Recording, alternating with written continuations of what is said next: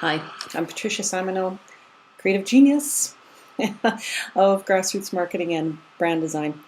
We had an exciting start to our day, didn't we? Some more exciting than others.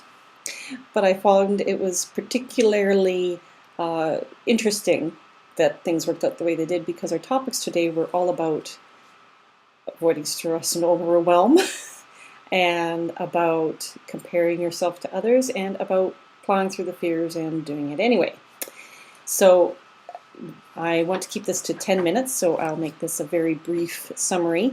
We began the day with Kimberly Inglot, and there was one theme that she started with at the outset of the call, and it was a theme that was repeated throughout all three calls, and I think we're going to continue hearing it over the course of the telesummit. And that is clarity, clarity, clarity. If you are really clear on the why you're in business, who you are serving, who you are as a business person and what you have to offer, it makes the bright shiny objects not so bright and shiny. We recognize them for what they are. Some bright shiny objects might be a good idea, but it may not be an idea for right now. So please keep that word in mind through the next 3 days. It's all about clarity. And being clear will help you sort through all of the many, many, many ideas that I know that you face on a daily basis. I really appreciated her comment about one failed launch will not kill your business. I really needed to hear that one today. And that worry, it's putting out negative energy and it's taking up valuable real estate in your mind. It's just another form of fear. And some of us are natural worrywarts, as I said on the call, I am. And I think it does preoccupies you. And if you're worrying about things that you can't control, then you're just expending energy needlessly. Worry about the things that you can control, which would be things like your time, things like your money, which are turnaround. This is going to feed into Hazel's call at the end of the day. But understand too that fear will also start to feed habits of self-sabotage. We need to set our boundaries and really stick to them. It's tough, especially when we're in a home office. As you can see, I'm in my little office here. But it's important to set those boundaries and stick to them.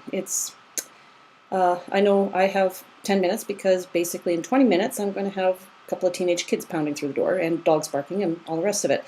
So, but they know too that, the office door is closed unless it's an emergency. Do not disturb. And they're pretty good about it. So it's about setting those boundaries and setting the expectations. And I think too, as service providers, we need to remember to set some boundaries for our clients too. I think there's going to be some discussion with a few people that I know that were on the call today about making sure that we're taking care of ourselves and setting boundaries for our clients. Her action steps today were get clear on what you want, not what everybody else wants. Get clear on what you want. And I think we're going to see that one come up again too. Understand success looks different for everybody. So make sure that what you are wanting is what you're wanting, not what other people are telling you that you want. That leads nicely into Gina Bell's call. Oh my goodness, that woman truly amazes me. But again, she brought up the word clarity. If you focus on what you love to do and you really want, and what you really want, not what other people say you should want. So just because other people say, oh, well, you have to be making so much money a year and you have to be doing this and you have to be doing that. No. You want to be sure that you're getting what you want and you set those expectations and you set those goals, and that anything that doesn't pass through that filter, it's out there. It's off the side. It's not going to enter into your decisions. As far as finding out whether our ideas are valid for our business, she had a really nice, simple, sweet solution. First you ask, and then you listen.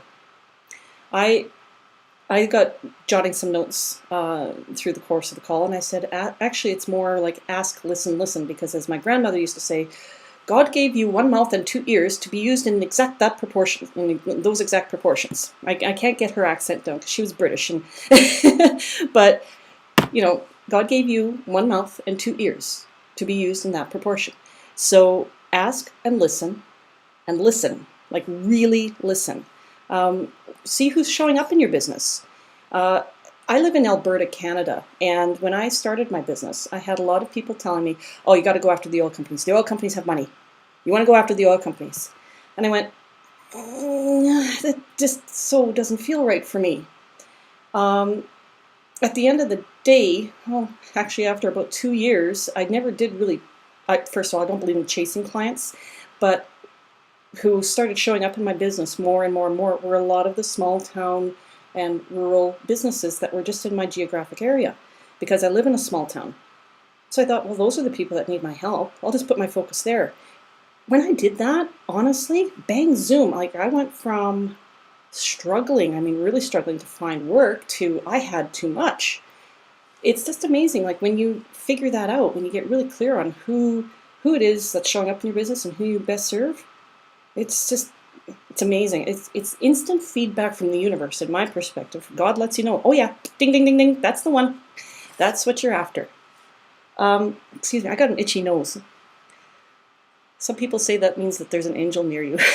So either that or I'm going to kiss a fool, and my fool's next door in his office. Also note that the words that we use, this one really resounded with me. It makes a difference in how well your audience receives your message. Make sure you're speaking their language. You can, and I've seen this before, you can pitch an idea and pitch an idea and pitch an idea, and it's just like sliding off the wall. And then suddenly you just kind of change up those few words, and boom, everything happens. Everything starts clicking. People want it. So really, if you are listening carefully to your clients, they're saying the words. So if they're saying those words, those are the words you should be using in your language, in your marketing. This, I don't know what's going on here. That's enough now. That is itchy. Sorry about that. I loved her analogy of you are here, like it or not. And a belief is a choice we are making. So if you're if you have the wrong kinds of beliefs, choose differently. That was really good. Very quickly, Hazel's call. Oh, I look around my office, go, I need work. I got to get that calendar, got to get that timer, and I got to get my office. I'm halfway through a big reorganization, redecorating, so it's kind of like, a little bit stressful. Thank you. Big one for me was blocking off the time. And as I said in the call, being a creative, you kind of want to go with the flow. When things are happening, you want to just keep writing, or keep designing, and things are happening, and you just want to go with it. But make sure that I also have a tendency to get tunnel vision. And I get so focused on a project that I forget to look up and go, oh, yes, there's that client over there. I need to get back to them. So it's a balance, but make sure that you're blocking off time to do all of those important things. Write it down. That was fascinating what she said. For all of us connected to the iPhones and to the emails and to all of these electronic devices, it's not sticking with us because it's not being written down. There's that hand-mind connection going on there. It's, what do they call it? Neural language programming or something, NLP. We aren't born with these skills. We have to retrain ourselves. I know I'm learning more all the time, and as organized as I think I am, I can always do better. But once again, the question why is the most important question to ask yourself. Use some of these tools that Hazel suggested, the calendar, the timer, and logging these things down. But make sure that you're also asking yourself, why am I doing this? What purpose is this serving me? And is this taking me closer to where I want to go? So, fantastic calls today. Definitely take some time, listen to the recordings, and if you are interested in keeping these recordings, visit the seedsofideas.com/recordings and order the CDs, because I'm just so glad I did these interviews, because it's great stuff. I'll see you tomorrow.